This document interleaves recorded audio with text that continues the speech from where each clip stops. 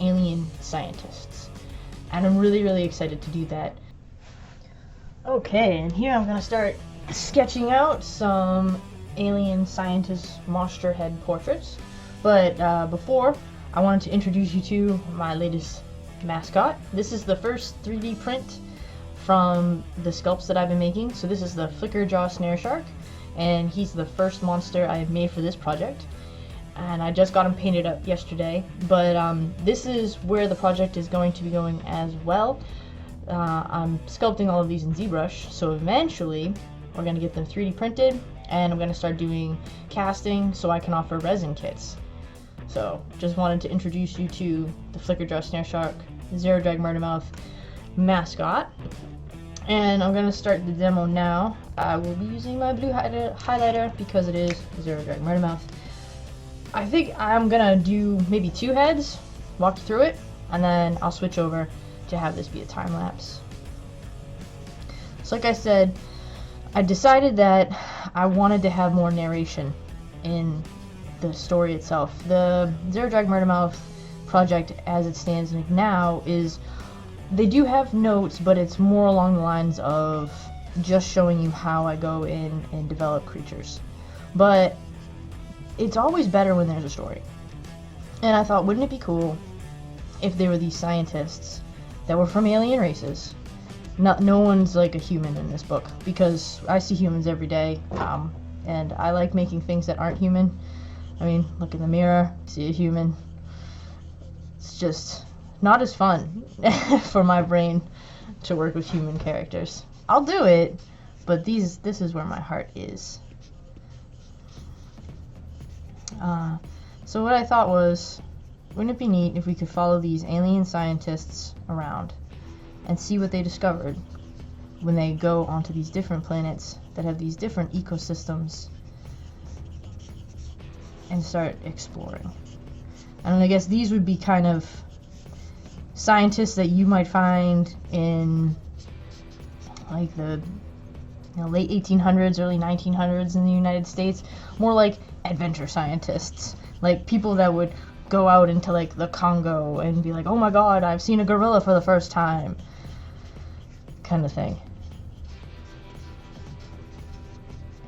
So this one I was kind of thinking maybe they'd have a big collar, because maybe they're at a cold place.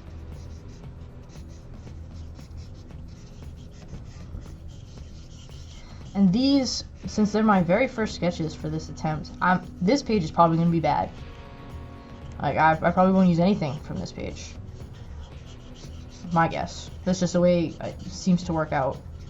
Every once in a while, I'll do it, and like the very first sketch I do will completely hit it. I find that usually it's that. I'll hit it immediately, but I think that's because I've been working on it in my mind, like in the back of my mind. But if I haven't, and I haven't been with these, then I'll do many. Like, it'll probably be 3 or 4 pages of this before I hit something that I like. But you gotta start somewhere.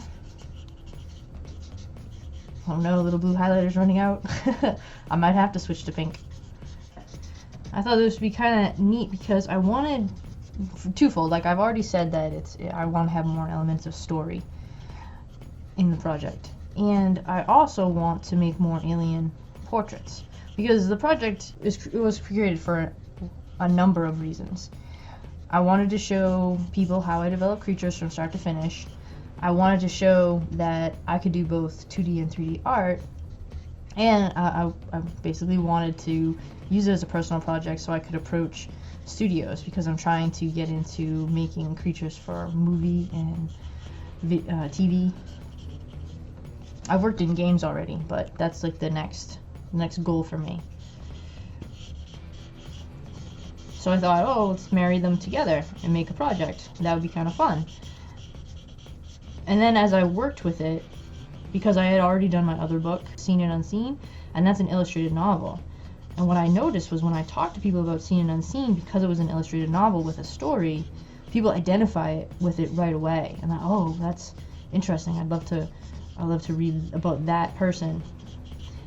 And so I was thinking about it, and I was like, alien scientist, that's cool. And similarity with Zero Dragon Seen and Unseen is they both deal with scientists kind of roughly in the same mindset, like the explorer scientists back in the day.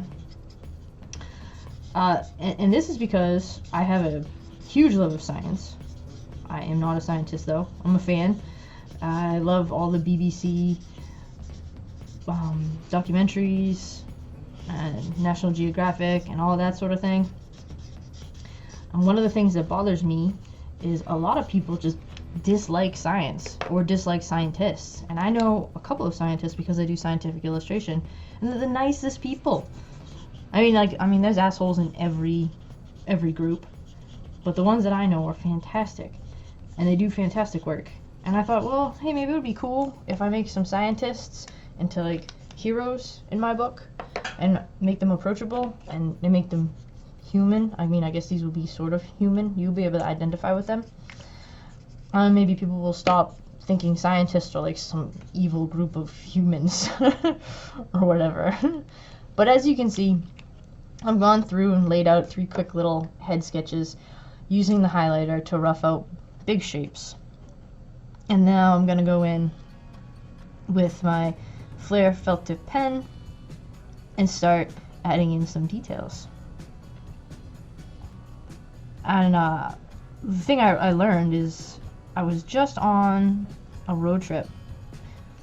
So my friends and I took our 2 dogs and we drove from Massachusetts to California. We just finished that up a couple months ago. And I did 3 chapters worth of Zero Drag Murder Mouth thumbnailing while on the trip. And it was fantastic because when you're traveling that many miles, there's a lot of sort of downtime. Like, you have to make it to your next spot. So you might be in the car for 8, 12 hours making it to the next place where you planned on going. And I got like a hard notebook that I rested these on and also stored them in, and a little book light, and I would sketch these while we were driving at night, because like you couldn't see the environment anyways while you're driving at night. So I thought that was a great thing. And the neat thing about this sort of thing, and when you're driving, is your hands kind of shaky as you're driving, and it's great once you embrace it, because it's adds to that layer of imperfection, and it adds to the this isn't precious, this doesn't matter, these are just ideas, and we're just getting them out on the paper. And if it's a little shaky line or wobbly line, it maybe adds a little bit of character to it. And I just love that process. Like I said, I got 3 full chapters thumbnailed out while I was driving around the United States. It was just a fantastic experience. And because of that, that's why I'm working on Zero Drag Murder Mouth full time right now, because I have all that ready to go. And I'm excited because that means I only have, I want to say, 1 chapter left to thumbnail, and then the whole book is actually thumbnailed. And honestly, to me, this is where you do most of your thinking. This is the hardest part. And being able to go out on that trip where I wasn't distracted by the world and just kind of in that little creative pod. And also the other thing for me is just being out in nature. It just gets those creative juices flowing for me. I've always been like a wilderness kid, I guess. Like, I've grown up hiking and camping and looking at animals and caring for animals and all that sorts of things. So really gets the creative juices flowing.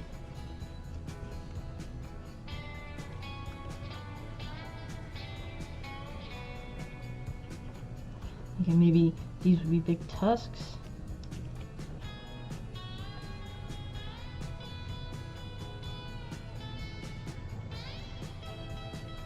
And if I was doing this on my own and I wasn't trying to record and talk to you, my hand would be moving way faster.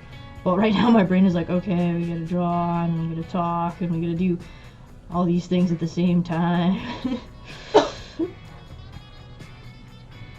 So this isn't a perfect one-to-one demo of how I do it, but you know, it's getting there, it's close. Oh, see, now this guy, I thought I'd hate him, but I actually kind of